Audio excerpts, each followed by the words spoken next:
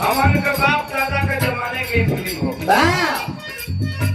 Film का नाम पाकीजा। गए कलाकार स्वर कोकिला स्वर्गीय लता जी इन्हें गीत के बोले।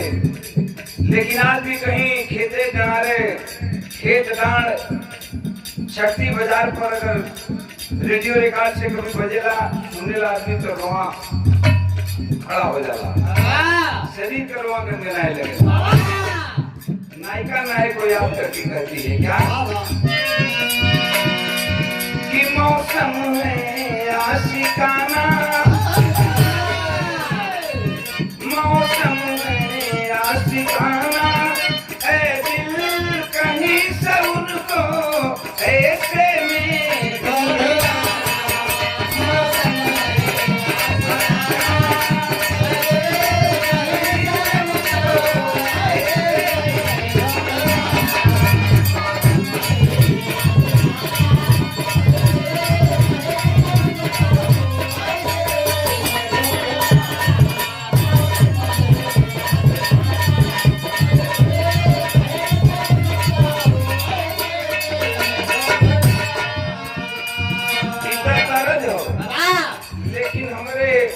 अर्चना का वंदना का फर्ज हो।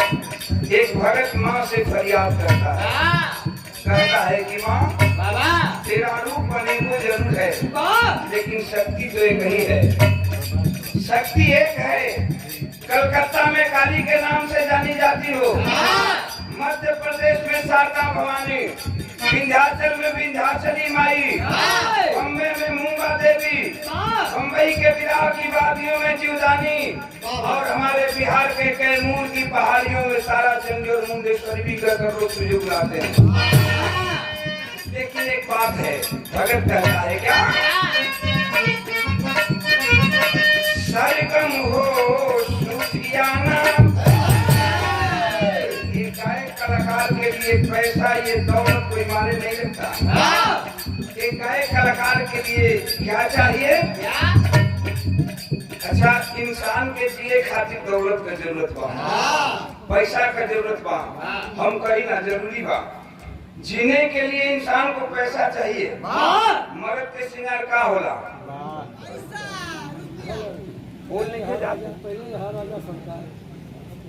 मुँह में पकड़बा कि ना?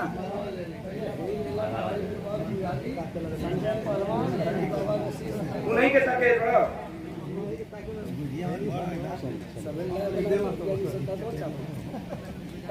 एक सर्वे का पुरस्कार। श्रृंगार मर्द के श्रृंगार पैसा, मर्द के श्रृंगार पैसा, मेहरारू का श्रृंगार मर्द। मेहरारू का श्रृंगार मर्द हुआ, मर्द का श्रृंगार पैसा हुआ। जीने के लिए दौलत चाहिए, पैसे की जरूरत है, इंसान को जीने के लिए पैसा चाहिए। लेकिन ओम प्रकाश यादव कहता है कि ये बाबू पैसा सब कुछ ना है, ये दौलत सब कुछ ना है। एगो गायक कलाकार के चाहिएगा कि सरगम हो सूफियाना।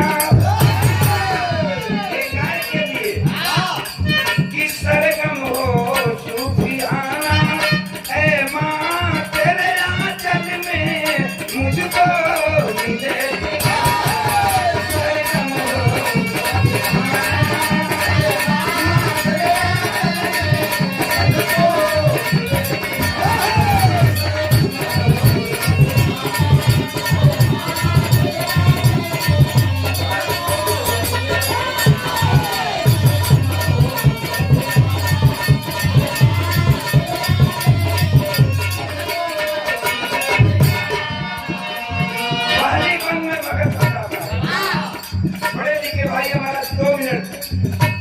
सज्जन जरा हिंदी साहित्य का आनंद लेंगे क्या?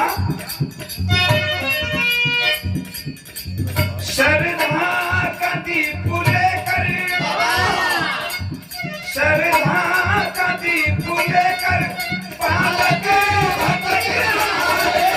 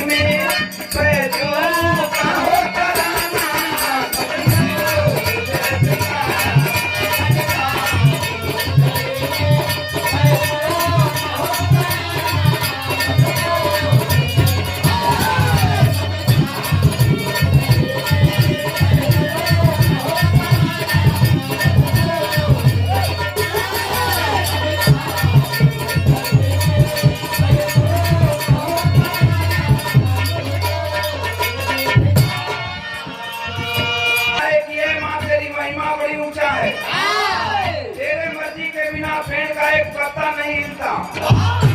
अच्छा बचपना में हमन को सुनी जा इतना लोग के हाथ सुने बैठे लोग माई बाबू बचपना जब रहे तब बाबा वा दादा उदा बताओ कि ये बाबू माई का महिमा बड़ा ऊंचा हो, इनका मर्जी के बिना पेड़ के वो पता ही नहीं हिले, इतने नहीं इनका इतना महिमा है कि जीरो से हीरो बना दे लिए, हीरो से जीरो बना दे।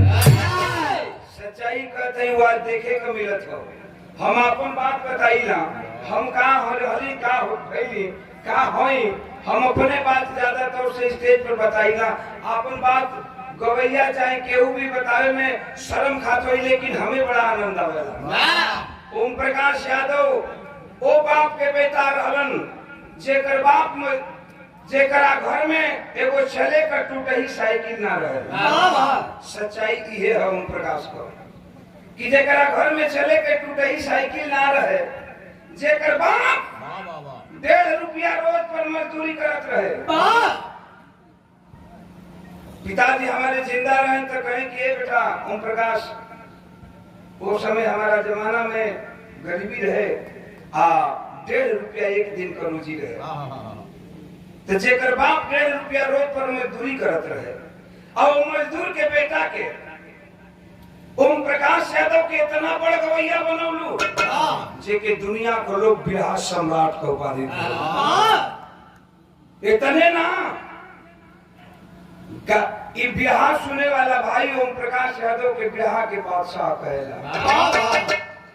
गायक बनौलू, गायक से नायक बनौलू। आज हवाई जहाज, Tata safari, Scorpio, Fortuner, Mercedes पर घुमावत बड़ तोहार महिमा बा, आई भाई लोग का दिन बा।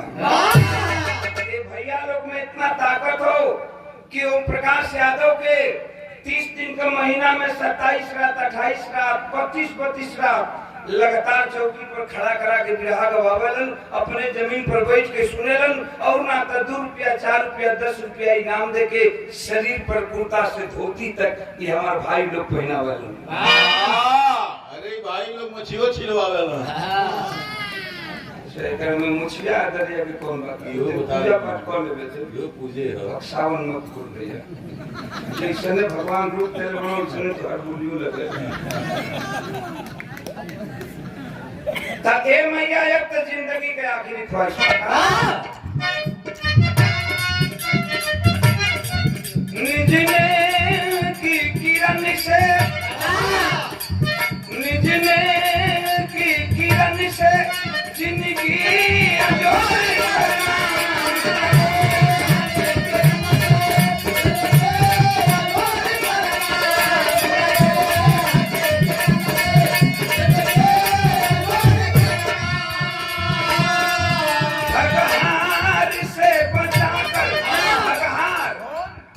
क्रोध मद लोभ मोह ओम प्रकाश यादव के सब कुछ दिलू मैया तोहर बड़ा बड़ कृपा रहल, स्वामी जी का महिमा रहल, लेकिन ये मत दिया ओम प्रकाश यादव कहीं घमंड न होके कि हम बहुत बड़ गवैया बन गए, ये तने से बोले रही।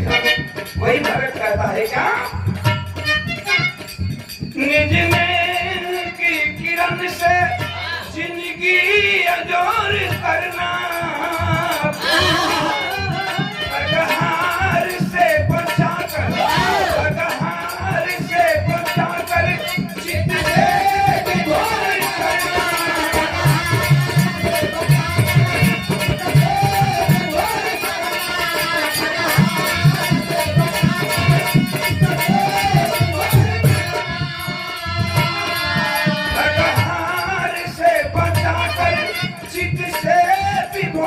करना।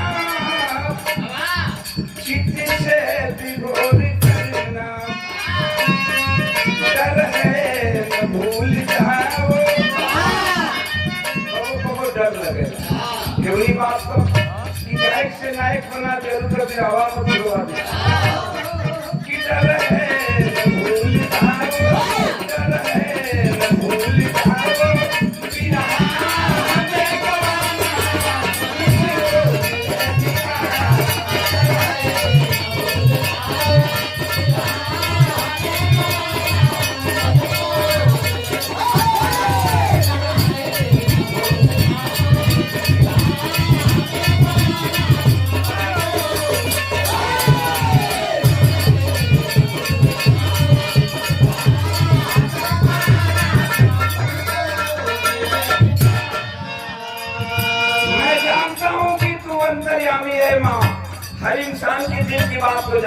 फिर भी बताना मेरा फर्ज है।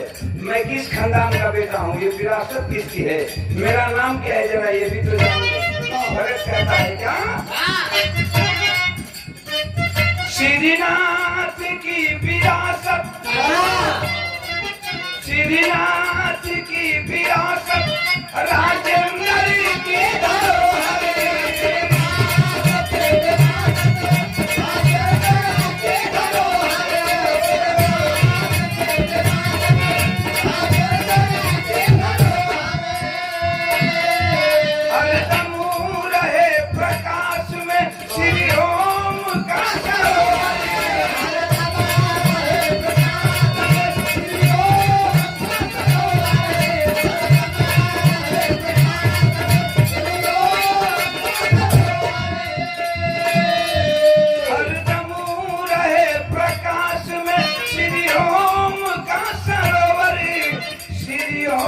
का